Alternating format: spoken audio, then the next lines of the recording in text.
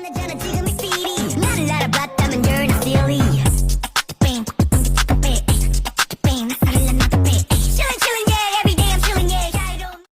few moments later. Assalamualaikum warahmatullahi wabarakatuh. Perkenalkan, nama saya Dini Kusuma Lestari dengan NIM 23101162200027. Video ini saya buat dengan tujuan untuk memenuhi tugas UAS matkul linguistik yang diampu oleh Dr. Nur Cahaya MPD. Saya akan membawakan materi tentang tataran linguistik. Tataran linguistik meliputi fonologi, morfologi, sintaksis, wacana, semantik, dan juga pragmatik. Terlebih dahulu, kita harus mengetahui apa itu linguistik. Yang pertama adalah pengertian dari linguistik. Linguistik adalah ilmu tentang bahasa, ilmu yang mengkaji, menelaah, atau mempelajari bahasa secara umum, yang mencakup bahasa daerah, bahasa Indonesia, dan juga bahasa asing. Baik, tataran linguistik yang pertama adalah fonologi. Fonologi adalah ilmu yang di dalamnya mempelajari bunyi ujaran manusia yang membentuk sebuah pola, dan bagaimana pola tersebut membentuk sebuah sistem tertentu. Kemudian di dalam fonologi terdapat fonetik dan juga fonemik. Yang pertama adalah fonetik. Fonetik adalah cabang studi fonologi yang mempelajari bunyi bahasa tanpa memperhatikan bunyi-bunyi tersebut mempunyai fungsi sebagai pembeda makna atau tidak. Dan yang kedua adalah fonemik. Fonemik adalah cabang studi linguistik yang mempelajari fungsi bunyi tersebut sebagai pembeda. Sebagai contohnya adalah perbedaan dari bunyi P dan juga B pada kata paru dan juga baru. Dan contohnya lagi adalah mengklasifikasikan bunyi seperti memberi nama vokal-vokal. Contohnya memberi nama vokal I adalah vokal depan tinggi tak bundar. Tataran linguistik yang kedua adalah morfologi. Morfologi adalah ilmu yang mengidentifikasi satu satuan pembentukan kata sebagai satuan gramatikal. Morfologi mempelajari seluk-beluk kata beserta pengaruh perubahan-perubahan bentuk kata terhadap golongan dan arti kata. Ada beberapa klasifikasi dari morfologi. Yang pertama adalah morfem bebas dan juga terkait. Morfem bebas adalah morfem yang tanpa kehadiran morfem lain dapat muncul pertuturan. Contohnya adalah seperti kata saya, kata duduk, dan juga kata kursi. Yang kedua adalah morfem terkait. Morfem terkait adalah morfem yang tanpa digabung dengan morfem lain, dia tidak dapat muncul pertuturan. Contohnya adalah kata ber, meng, dan juga kan. Selanjutnya adalah morfem utuh dan morfem terbagi. Morfem utuh itu adalah semua morfem yang kita bicarakan sebelumnya, seperti kata meja, kursi, dan juga lain-lain. Sedangkan morfem terbagi adalah sebuah morfem yang terdiri dari dua buah bagian yang terpisah. Contohnya adalah kata kesatuan. Terdapat satu morfem utuh yaitu kata satu, dan juga morfem terbaginya adalah kata ke dan an. Selanjutnya adalah morfem segmental dan juga suprasegmental. Morfem segmental adalah morfem yang dibentuk oleh fonem-fonem segmental seperti fonem lihat dan juga la dan lain-lain. Semua morfem bunyi adalah morfem segmental. Kemudian adalah morfem suprasegmental. Morfem tersebut adalah morfem yang dibentuk oleh unsur-unsur suprasegmental seperti tekanan, nada, udara, dan juga sebagainya. Selanjutnya adalah morfem berlamorf zero. Morfem berlamorf zero adalah morfem yang salah satu almorfnya tidak berwujud bunyi, melainkan berupa kekosongan. Selanjutnya adalah morfem bermakna laksem dan tidak bermakna leksem. Morfem bermakna leksem adalah morfem yang secara inheren telah memiliki makna pada dirinya, tanpa perlu berproses dulu dengan morfem lain. Contohnya adalah seperti kuda, pergi, merah, dan sebagainya. Kemudian adalah morfem yang tidak bermakna Itu adalah morfem yang tidak bermakna leksikal, tidak memiliki makna apa-apa pada dirinya, baru memiliki makna apabila digabung dengan morfem lainnya. Contohnya adalah ber, mem, dan juga ter. Selanjutnya adalah sintaksis. Sintaksis adalah ilmu tentang cara merangkai kalimat sesuai dengan kaidah-kaidah bahasa Indonesia yang baik dan benar. Struktur sintaksis adalah subjek, predikat, dan juga keterangan. Struktur sintaksis itu minimal memiliki subjek dan juga predikat. Baik, di dalam sintaksis terdapat frasa dan juga klausa. Yang pertama adalah frasa. Frasa adalah satuan linguistik yang terdiri dari dua kata atau lebih dan tidak memiliki ciri klausa. Ada beberapa jenis frasa. Yang pertama adalah frasa nomina. Contohnya itu seperti dia mendapat hadiah jam tangan. Kata jam tangan itu merujuk pada frasa nomina yang berarti kata benda. Yang kedua adalah frasa verbal. Frasa verbal adalah frasa yang berbentuk kata kerja. Contohnya adalah Tata pergi ke pasar. Kata pergi ke pasar itu merujuk pada frasa kata kerja. Kemudian adalah frasa adjektiva. Contohnya itu seperti cuaca ini sangat panas.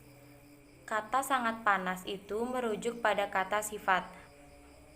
Yang kemudian adalah frasa numeralia. Frasa numeralia ini adalah frasa yang mengganti kata bilangan.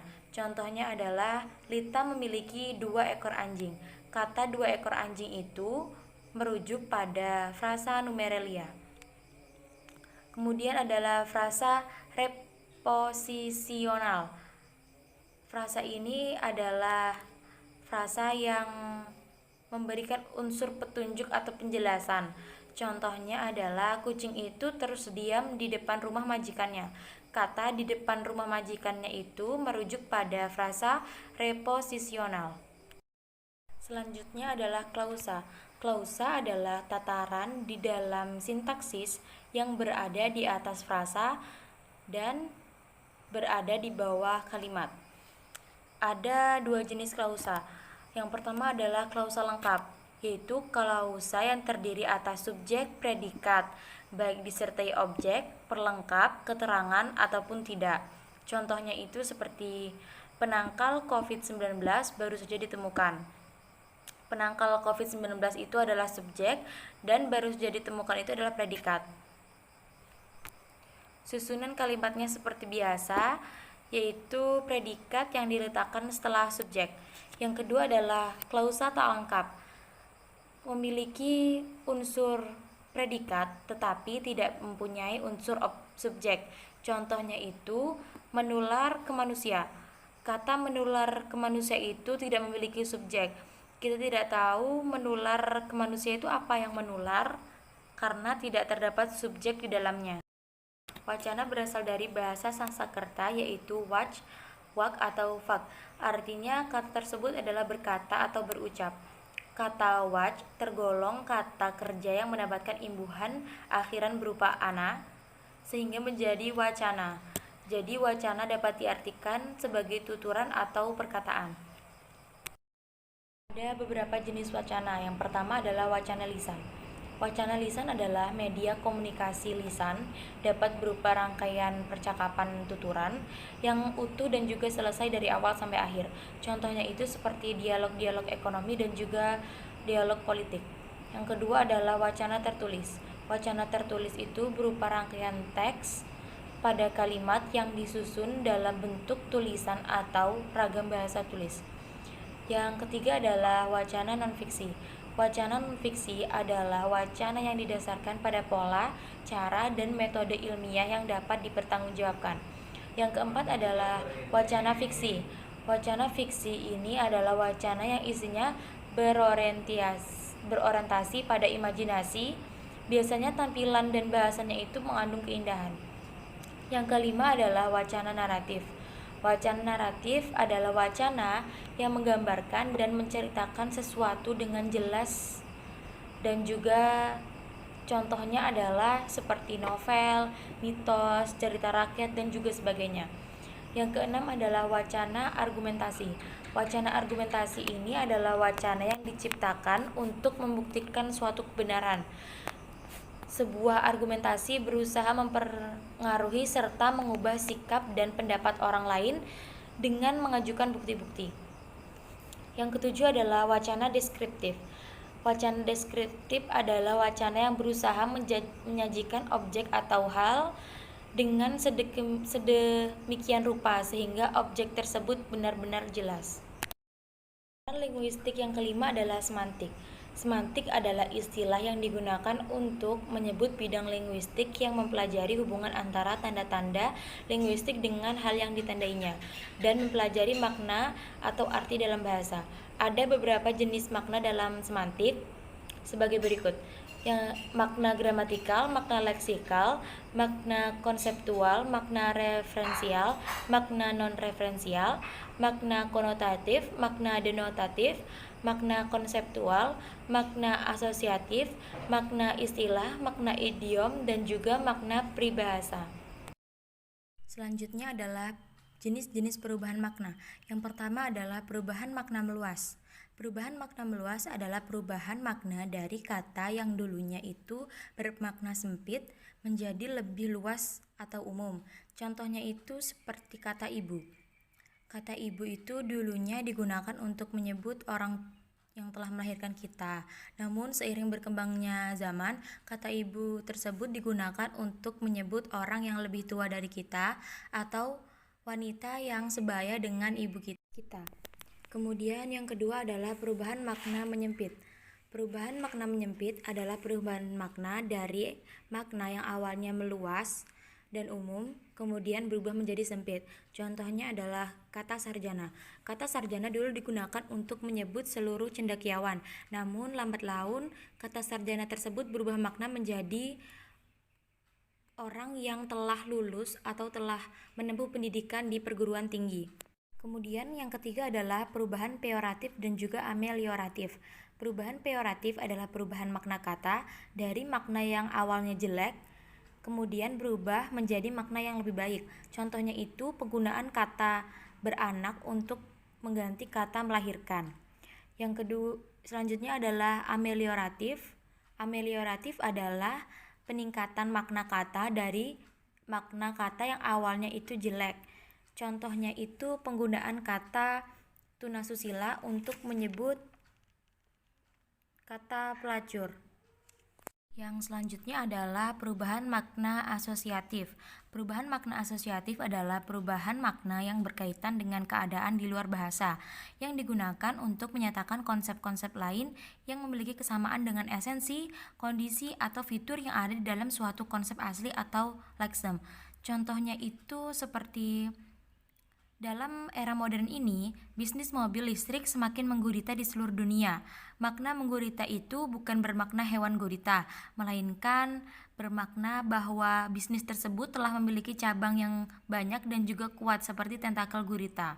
Yang selanjutnya adalah perubahan makna sintesia.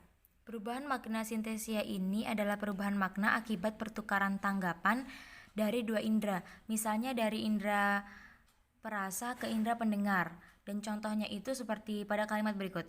Cara berbicara pemuda itu sangat kasar. Kata kasar itu adalah indera peraba, namun bertukar dengan indera pendengar. Dan yang terakhir adalah perubahan makna total. Perubahan makna total ialah perubahan dari makna lama ke makna yang berbeda dari makna asalnya. Contohnya itu adalah penggunaan kata garing. Dulu kata garing itu mungkin digunakan untuk menggambarkan tekstur makanan yang kering atau keras. Namun seiring berjalannya waktu, kata garing itu berubah makna. Sekarang kata garing digunakan untuk menggambarkan seseorang yang melucu, namun lucuannya itu tidak lucu, atau biasa disebut garing. Selanjutnya adalah pragmatik. Pragmatik merupakan cabang linguistik yang mempelajari hubungan antara konteks luar, bahasa, dan maksud tuturan melalui penafsiran terhadap situasi penuturnya. Adapun contoh-contoh pragmatik yang pertama adalah sarkasme.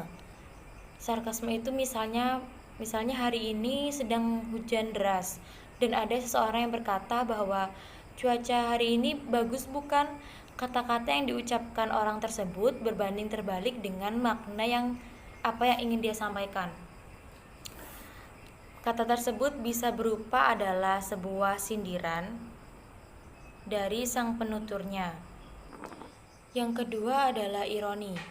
Contohnya itu seperti misalnya ada seseorang yang mempunyai kebiasaan menunda-nunda pengerjaan, tapi tiba-tiba dia mengatakan bahwa saya akan segera melakukan proyek ini. Kata-kata tersebut itu disebut sebagai ironi. Contoh pragmatik selanjutnya adalah implikasi. Implikasi adalah kata tersirat dari sang pembicara, seperti seseorang mengatakan di sini dingin. Itu mungkin menyiratkan bahwa mereka ingin jendela atau pintu itu ditutup atau agar pemanas ruangan itu dinyalakan. Contoh selanjutnya adalah diksi.